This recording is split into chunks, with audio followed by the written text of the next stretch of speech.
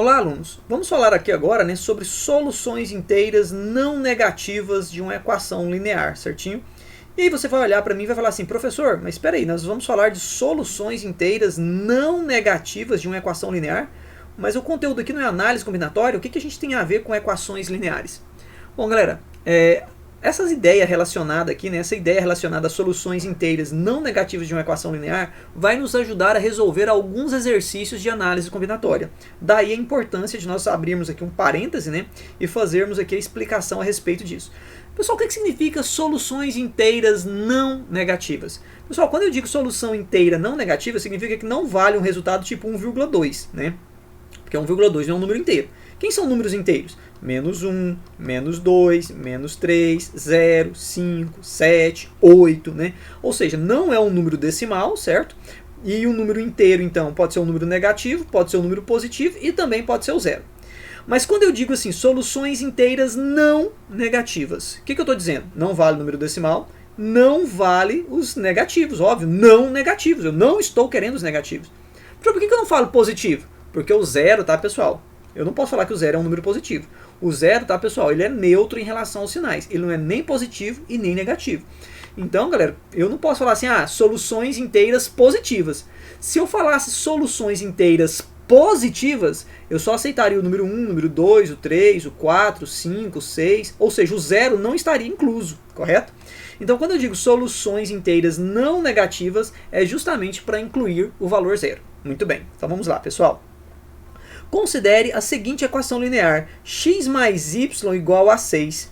Bom, galera, podemos determinar por tentativa-erro as soluções inteiras não negativas, tá, desse probleminha aqui. Bom, professor, como assim soluções inteiras não negativas? Vejam bem, pessoal, eu posso aqui por tentativa-erro tentar encontrar o valor do x e do y. E é bem tranquilo, né? Olha só, pessoal, se eu colocar aqui o 0 para o x, é óbvio que o meu y tem que valer 6, porque 0 mais 6 vai dar 6. Uma outra solução inteira não negativa seria o 1 e o 5. Vocês concordam, pessoal? Que 1 mais 5 vai dar 6. O 2, tá, pessoal? E o 4, né? Então 2 mais 4 vai dar 6. Percebam, pessoal, que eu tenho aqui o 3 e o 3, né, pessoal? Isso aqui também vai dar 6, certo? Percebam, pessoal, que o 4 para o x, certo? E o 2 para o y também é uma outra solução. Percebam que o 5, tá? E o 1 aqui vai ser uma outra solução.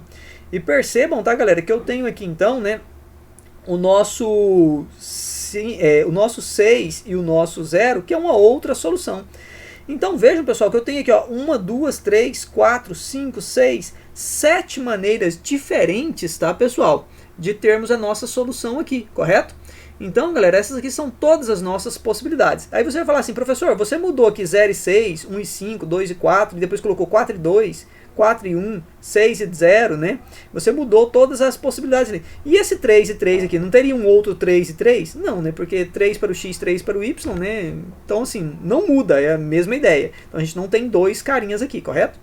Então, percebam, pessoal, que eu tive aqui um total de quantas soluções? 1, 2, 3, 4, 5, 6, 7 soluções, tá, pessoal? 7 soluções inteiras não negativas para essa nossa equação linear, beleza?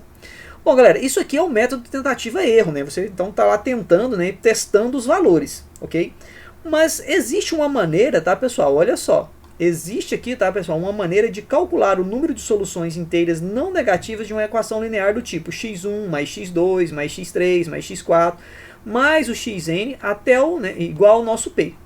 O que significa esse x1, x2, x3, x4 até o xn? São aqui as nossas incógnitas, tá, pessoal? Esse x, esse y, é o nosso z, é o nosso k. Ou seja, pessoal, se você tem assim x mais y mais z mais w mais k mais t igual a 15. Vamos lá.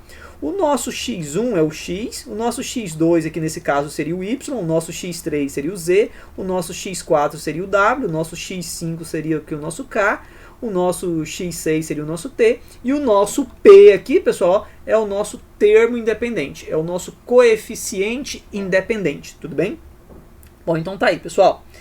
Bom, pessoal, então uma fórmula, né, uma maneira de se calcular o número de soluções inteiras não negativas de uma equação linear, pessoal, é usando essa regra aqui, ó, combinação de n mais p menos 1, certo, pessoal? Né, tomados p a p, certinho? Bom, pessoal, então veja que eu vou usar a regrinha da combinação. Percebam aqui, pessoal, olha, que este n mais p menos 1 está ocupando o lugar do n lá na nossa regrinha, certinho? Então veja que eu coloquei aqui, ó, n mais p menos 1 fatorial, certo? Dividido por quem, pessoal? Dividido aqui, ó, por p fatorial, que multiplica lá, ó, o nosso... Teoricamente, isso aqui tudo é o nosso n, né? Se a gente for lembrar lá da nossa regrinha, n mais p menos 1 menos o nosso p fatorial. Bom, galera, percebam então, né, que esse p com esse mais p com esse menos p dá para simplificar, né? Esse mais p com esse menos p dá para simplificar. E aí percebam que nós vamos ter assim, ó, n mais p menos 1 fatorial, né, dividido por p fatorial, que multiplica o n menos 1 fatorial. Informação muito importante, tá, galera? O nosso n representa o número de incógnitas, tudo bem? E o nosso p, tá, galera? Ele vai representar para a gente o coeficiente independente. Então vejam bem, pessoal, usando a regra, vamos determinar o número de soluções inteiras não negativas de x mais y igual a 6. Bom, vejamos aqui, galera. Se nós temos essa situação aqui, ó, x mais y igual a 6, o meu n vai representar o número de incógnitas que eu tenho. Galera, qual é o meu número de incógnitas que eu tenho aqui nesse exemplo? Eu tenho duas incógnitas. Pessoal, quem é o meu p? P é o coeficiente independente, é esse carinha, que é o 6 aqui, então nós vamos colocar assim 6. E a minha regrinha então vai ficar assim, pessoal, olha, né, combinação de n mais o p. Pessoal, quem é o n? É o 2, mais o meu p, menos o 1, certinho? E aqui tomados, tá, pessoal, pelo meu p, que nesse caso é o 6. Pessoal, se eu fizer os cálculos ali, eu vou ter combinação, né, 2 mais 6 vai dar 8, 8 menos 1 vai dar 7. Então quer dizer, pessoal, que tudo isso aqui é a mesma coisa que uma combinação de 7 elementos tomados 6 a 6.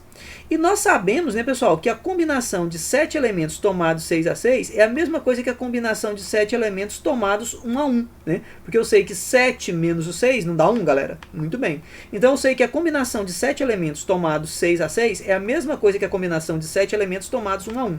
E eu sei que quando esse carinha ali, né, pessoal, quando o nosso P, ele é o número 1, né, quando eu sei que esse carinha aqui, né, pessoal, que esse carinha aqui é o nosso número 1, eu sei que o resultado já é esse outro carinha aqui. Ou seja, então de cara eu já sei que o meu resultado aqui é 7.